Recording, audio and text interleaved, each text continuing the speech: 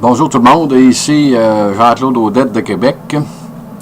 Ce matin, nous sommes le 22 mars 2011 et je voudrais faire une petite capsule vidéo au sujet de la catastrophe nucléaire qu'il y a actuellement au Japon.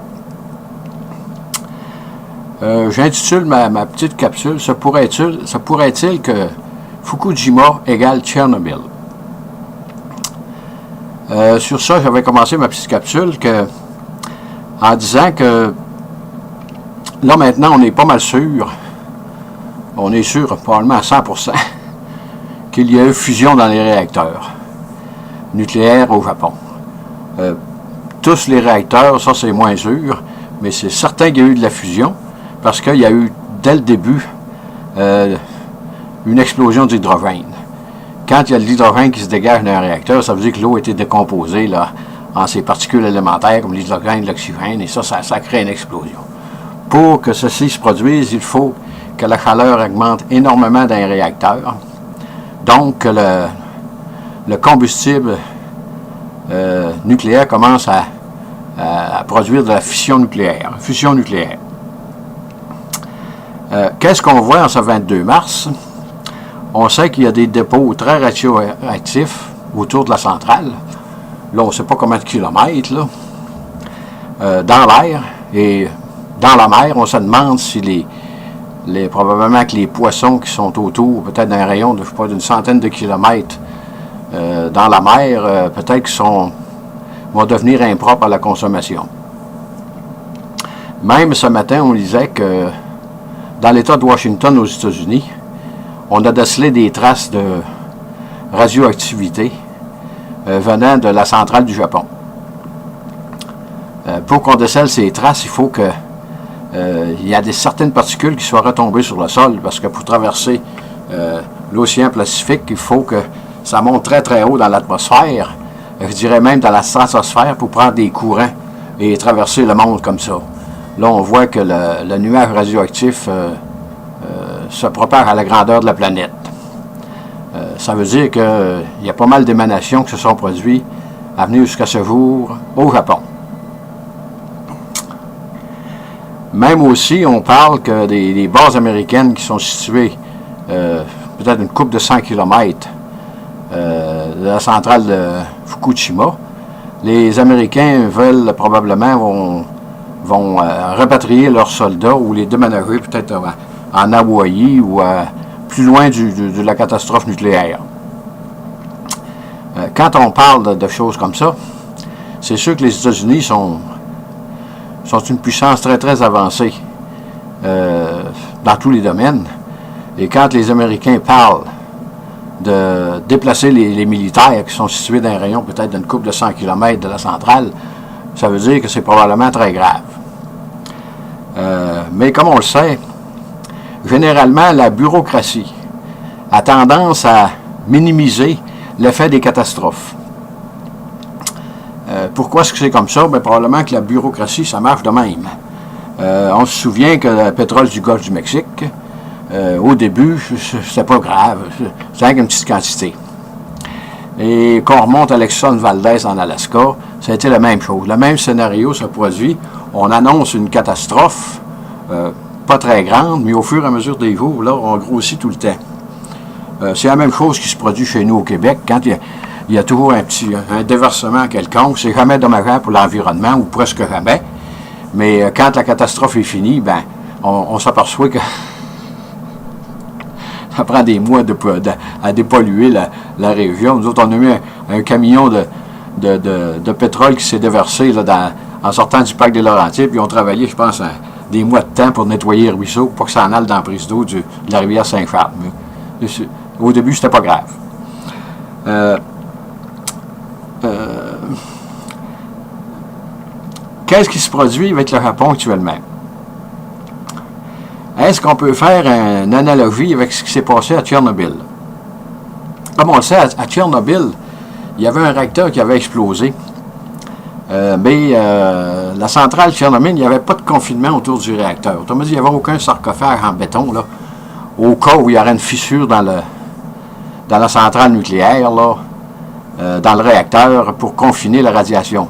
À ce moment-là, le cœur du réacteur a explosé et tout était, peut-être à 90%, c'est répandu dans l'atmosphère. Et ça, même aujourd'hui, si vous allez dans un site Internet, vous vérifiez Tchernobyl, vous verrez que la catastrophe est encore 25 ans après.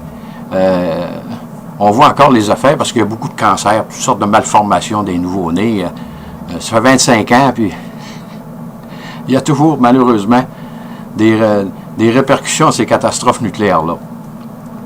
C'est sûr qu'on n'est pas pour mettre ça à l'avant-scène, parce que c'est sûr que ça fait peur, le nucléaire, de plus en plus, parce que il arrive toujours des catastrophes. Que voulez-vous? La sécurité 100%, ça n'existe pas. Il y a toujours des choses qui sont en dehors de notre contrôle. Même si on parle de Tchernobyl, en Scandinavie, dans le nord de la Scandinavie, c'est peut-être 2-3 000 km de Tchernobyl, ça. On sait que la Laponie, c'est un peuple qui vit au nord de la Suède, la Norvège, là, puis de la Finlande, là. C'est un peuple nomade qui, eux, consomment la principale source de nourriture, protéines animales, c'est de consommer le renne. Le renne, ça, c'est un animal qui ressemble à un caribou, mais plus petit, mais qui est semi-domestiqué. Fait que les Lapons se servent de ça.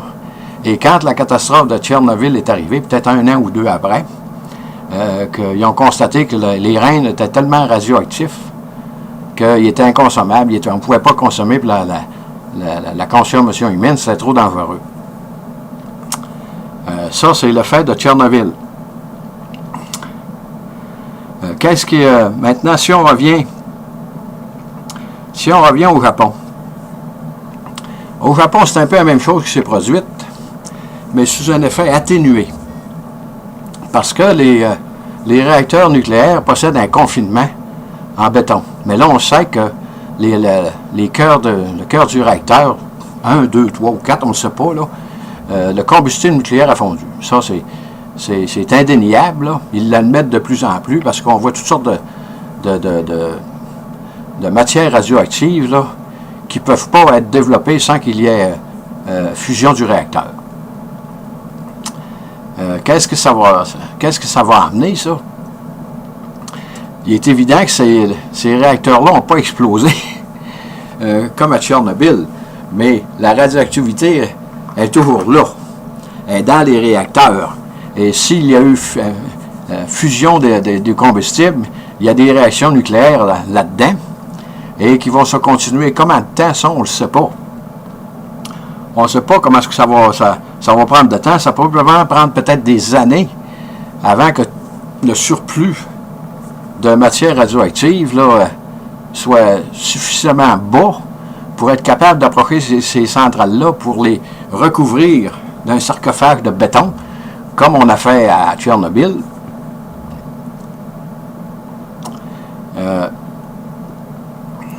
C'est sûr que quand vous regardez ça comme ça, là, Fukushima, c'est bien plus gros que Tchernobyl. Et si c'est le cas, les Japonais en ont pour des années avant d'être capables de s'approcher de cette centrale-là de façon sécuritaire. Ça, ils ne nous le disent pas. Mais avec les semaines et les mois qui viennent, on va voir qu'il y aura toujours un peu d'émanation radioactive. C'est comme si la centrale de Fukushima était sur un genre de, je dirais, un genre de calmant, comprenez-vous, pour essayer d'amortir la réaction. Mais la réaction est toujours là. Et la fusion s'est faite. Et les émanations radioactives vont continuer. Si on veut que moins c'est grave sur le coup, plus ça va être long pour décontaminer ça, va être capable de s'en approcher. Parce que, autrement dit, on retarde l'échéance en essayant de minimiser la catastrophe de Fukushima. Moi, je considère que c'est aussi grave que Tchernobyl, et on va le voir avec les mois qui suivent, là.